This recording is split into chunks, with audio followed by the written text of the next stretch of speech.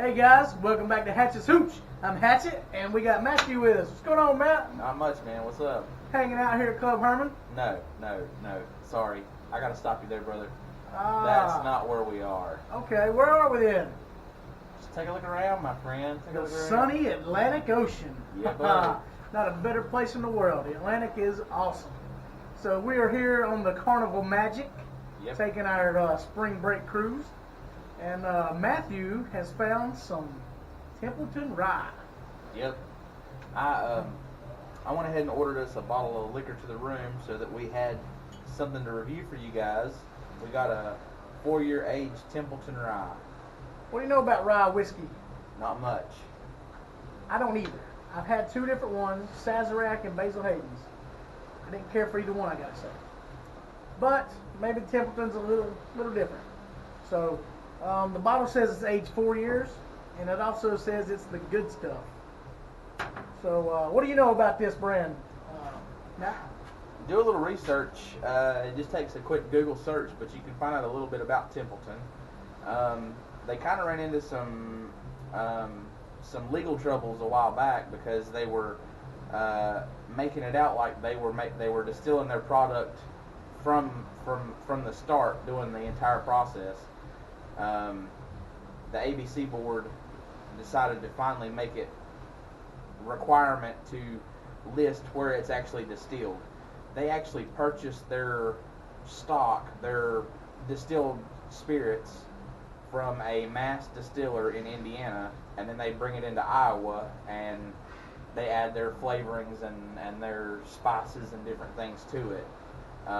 So it's a little bit of a different thing, and a lot of people were up in arms about it at first, but they still carry a big following. I can kind of see that. When you go to buy a bottle of whiskey, you want to believe that it was made the old school way there at the distillery and put in a bottle in a barrel and Right. But I've heard a lot of this about other places doing the same type of thing, buying in bulk and then adding their own twist to it. Right, and that's what they do. And there's a lot of other big names that do it. But I'm gonna tell you, whenever we was at the Wild Turkey Distillery, they said that the amount of people wanting spirits and the amount that they can produce is just no way they can keep up.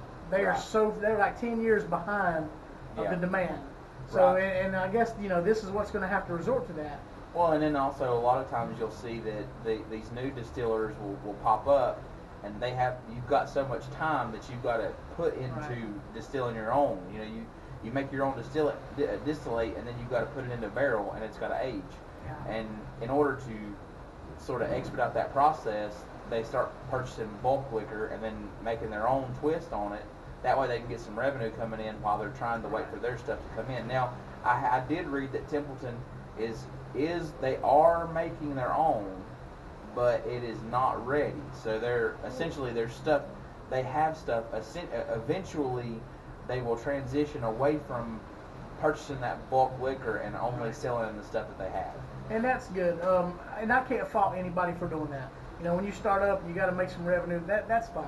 Yeah. In a couple of years, we'll get to taste what their stuff tastes like. The main thing is, don't lie about it. But Exactly. They did also say that they're going to do everything in their power to reproduce the same flavors, the same flavor profile that this Indiana company has been producing for all this time for them.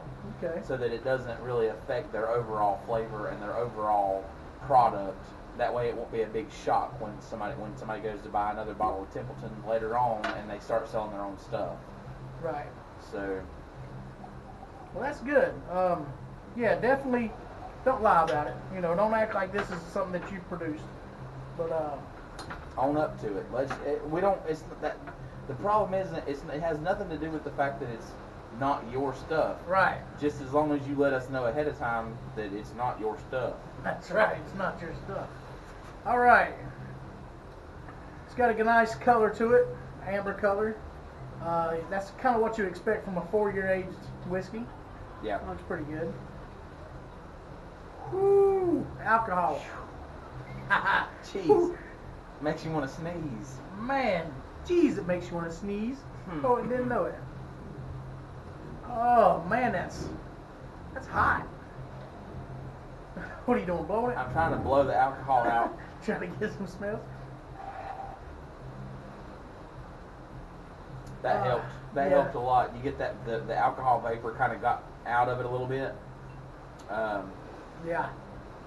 I don't really smell a whole lot. There's a little bit of sweetness in there. A little bit. You smell the oak, the char. Aside from that, there's not a whole lot to it. Maybe a little bit of that oak, or the char. Yeah, you smell Some the smoke. smoky. Some smoke. I don't know, man. Alcohol burn. It's gonna be hot, I'm sure.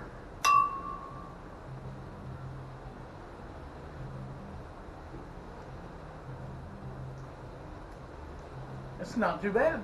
That was surprising. Wow. I expected rock gut. There's hardly any alcohol burn at all, and it's hot. The alcohol smell does not carry over into the flavor at all. Not at all. No. There's a little bit of heat to it. It's not a lot. It's definitely not a punch of heat. It is 80 proof, so it's a little bit lower proof than some of the other stuff that we've tried. Yeah.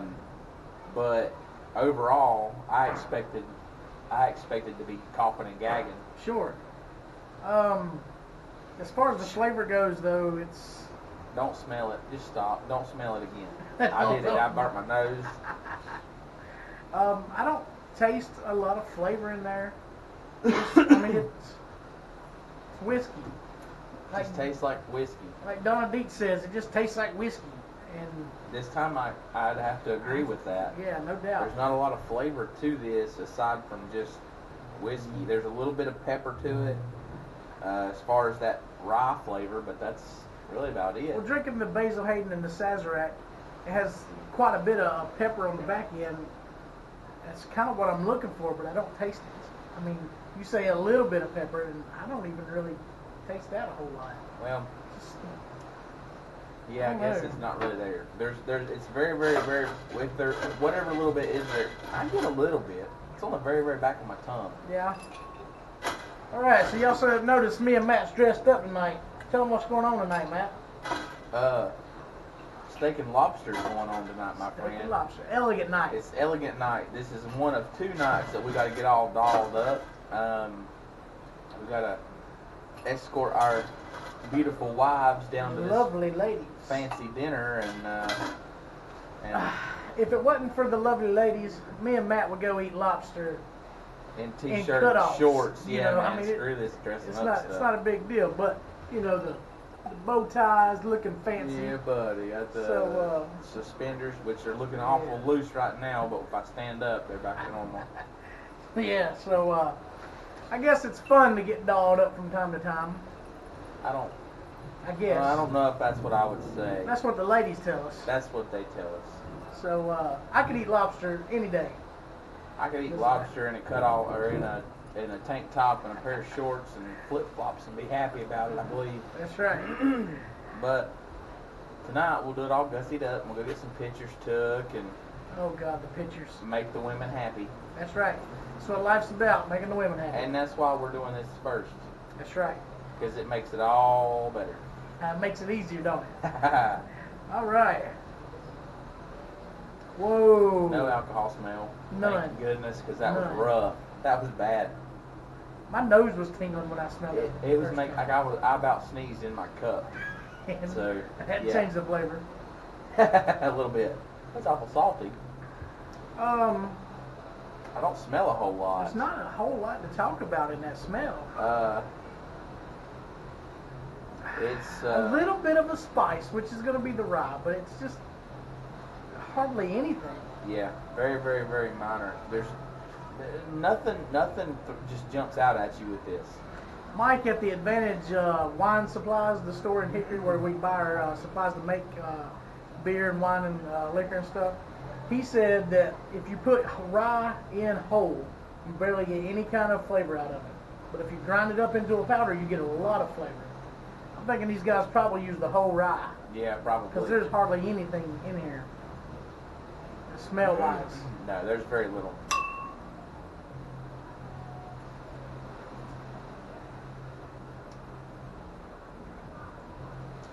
Nothing. No alcohol. Nope. barely any flavor. No, very, very little. There's a little bit of smoke. I get a little bit. I don't really. Yeah, a little A smoke. little bit of smoke. That's the majority of the flavor, really. I don't get a whole lot. I don't hardly get anything at all. No. There's no big pepper punch at the end like we've had out of the other stuff that we've tried. This is so smooth. It's essentially, it kind of looks just like they soaked some water in a barrel full of charcoal. Yeah, yeah. These barrels that are sitting around and they keep a couple gallons of water in it so that it keeps swole up. That's what this would taste like. I don't have hardly any rye at all in it. No, I don't have. There's no characteristic of rye to that much. Man, you can drink this easy. Easy drinking. I don't know how I feel about that being part of the regular normal selection at Club Herman, just based on the fact that I usually buy stuff for, oh, I love that flavor, not so much of, oh, I don't taste anything. Right. Every whiskey and bourbon, people get it because it has its own unique, distinct flavor, and a lot of those are harsh flavors. Yeah. Harsh alcohol burn and harsh smoky flavor. Like Woodford's very smoky. Smokery. And that's kind of what people look for. But I could see this being something that a newcomer who's not big on alcohol could really get into this and drink it straight. I could see how that's very, very true, because it lacks a lot. Like there's nothing in your face about this. It would be really easy to drink, and it would mix well with anything. I feel like this is the first one that we've not had really anything to talk about as far as flavor goes. Yeah, there's not a lot. And the weird thing about it is this is a very pricey bottle. Yeah, what was the price on this? When we were in Florida the other day, before we got on this ship, I was at the ABC store down there, and this priced out at about $43.99. So $44 for a fifth. That's very high. Is very high. You're looking at Maker's $46, $45. Yeah. Angel's Envy's $50. Right. I don't know. I don't know.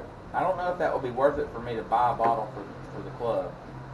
I just feel like that there's too much other stuff that we like that has flavor. That has the flavor. Yeah. Now, granted, this will be easy to drink with anything because it lacks so much that it will mix with anything. You can mix it with water. Well, we did. we did. Ginger ale, I think, would be good because you got a spice from the ginger ale, like a Blenheim ginger ale has extra spice in it. That would be awesome. Anything, Coke, Sundrop, Squirt, whatever. No. Squirt. No, we're not going there. We tried some Squirt the other night with a certain bourbon, and no, that's not a good idea. Matt lied when he said Sundrop is like Squirt. Sundrop is nothing like Squirt. You make sure that if you're looking for a citrus soda, get some freaking Sundrop or Mountain Dew. Don't mess around. No Squirt. I mean, Cool Moon. I don't care what you get. Don't be getting no freaking Squirt and trying to mix it. That junk is terrible. It does not go with bourbon. No. Back to the Templeton though, I like it. I like it simply because it's like water. Yeah. And it's easy to drink, man. Like I could sit here and drink this whole thing and have no problems at all. Like certainly, like Fireball's not something you could drink all night. That's true. And this is something that you can drink all night long and not have any problems at all. Right. So I like it. What do you think? I mean, for its lack of flavor, I give it a gold star. I mean, that sounds really crazy, doesn't it? For its drinkability, yeah, it's way high up there. But very high. For its flavor profile, it's kind of low on my list because there's very little there to judge flavor on, in my opinion. Right. Yeah, you're exactly right. There's hardly any flavor. But I want to say, like you said, on smooth, I want to say this is the most smoothest liquor I've ever had in my life. I would say it's definitely the smoothest whiskey that we've tried. Yeah, and I'm using whiskey as a blanket statement for bourbons, whiskeys, Canadians. I don't care what kind of whiskey, blended. American whiskey, blended whiskey. This is probably so the smoothest. This is probably the smoothest 80 proof that we've ever had. Yeah, it's great. It's great that there's no flavor. Yeah. Yay! So, Templeton, when you make your own, hopefully you can, get back to this, because this is good. Yeah, I agree. Price point, it's kind of expensive. A little high. It's kind of expensive. But they have it. They've got a name. They've got a following. People buy it all the time. And I can understand why. Mixing it would be a great mixer. Great mixer. So too. But it's also great on the rocks. Yeah. Easy to drink. Ice it down. Yeah, ice. That's it. So, anything to add? No, we're just happy to be here and happy to be able to bring this to you from the Carnival Magic out here in the beautiful, beautiful weather that we're seeing out here in the Atlantic Ocean. Oh, it's beautiful. Tomorrow we'll be down in Cozumel. Fingers crossed we'll have another video for you guys then. Yeah. And then maybe if everything plays out right, we've got 4 ports of call, and maybe we can shoot one every time. That'd be great. Thanks for joining us on this beautiful episode of Hatchets Hooch in the Atlantic Ocean. And we'll see you guys next time. Thanks for joining, guys. Like and subscribe, and let us know what you think in the comments. See ya. One more time. It's still going.